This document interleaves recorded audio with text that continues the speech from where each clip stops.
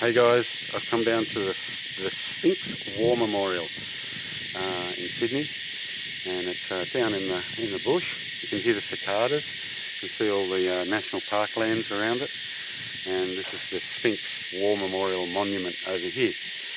And this was made by a World War I Australian soldier that returned from overseas.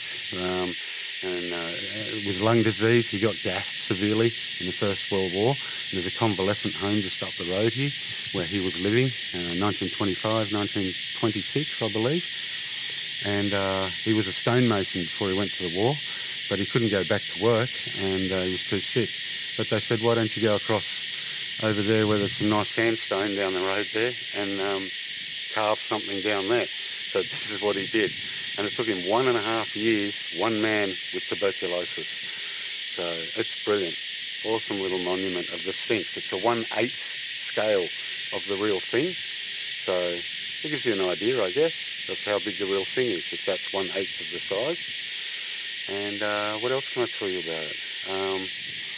Yeah, originally done by him. It was restored in about 1950 when they also added this mast here from an old tall ship, which was over there, the HMAS Adelaide, one of our warships back in the day, and they've got the mast there as also. So it's a, service monument that he did from memory from when he was over there. Amazing. Let's fly this stuff. Cool.